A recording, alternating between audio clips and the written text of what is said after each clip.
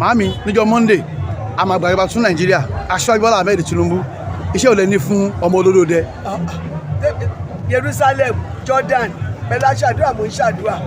ẹni tó máa débẹ̀ táwa máa lè bá sọ̀rọ̀ ni kó débẹ̀ mi gbọ́ Ìgbò mi gbọ́ Haúsá Yorùbá ni mo gbọ́ Yorùbá náà ló débẹ̀ àdúrà tí mò ń gbà fẹ̀yìn ọmọ Yorùbá ẹ jẹ́ agbárùkù tí àìsàn gbọ́dọ̀ ṣe kò gbọ́dọ̀ kú sọ́nà bí èéfín á kó wa délẹ̀ lérí inú wa dùn ní àsìkò yìí olúwajárí tiwa ṣe o Tinubu Jagaban àárí tiwa ṣe o. ọmọ olódòdẹ ní Ẹgbẹ́ Ọ̀run ṣe ọdún karùn-ún tí wọ́n dá orí òkè sílẹ̀ mà gẹ́gẹ́ bí àgbàlagbà àti aṣáájú iṣẹ́ ìránṣẹ́ kí lè fẹ́ sọ fún wọn.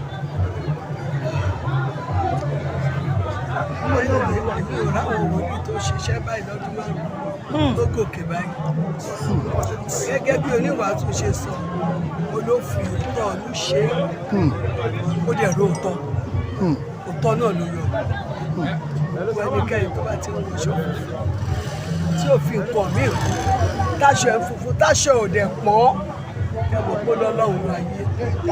ẹgbẹ́ ní ọlọ́run ló ayé ọlọ́run á jẹ́wọ́ ara ẹ̀ lé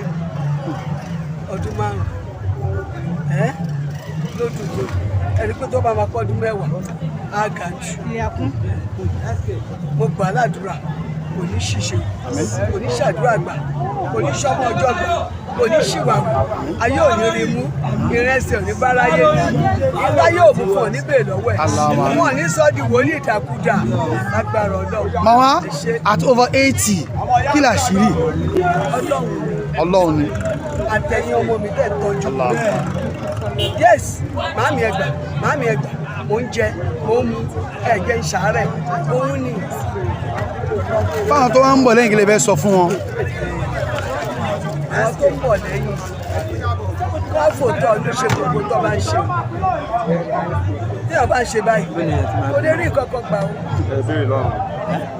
wàá rí wàá lórí wàá gbọ́ wàá lórí ọba bu ẹ ọba àṣẹ Ọlọ́run ẹni kò fèsì. Alore TV Alore TV nílé nílé òkúre ẹ máa wò ó ètò tó kọ́ni lọ́gbọ́n ètò tó kọ́ni lóye ní gbogbo àgbáyé ẹ máa wò ó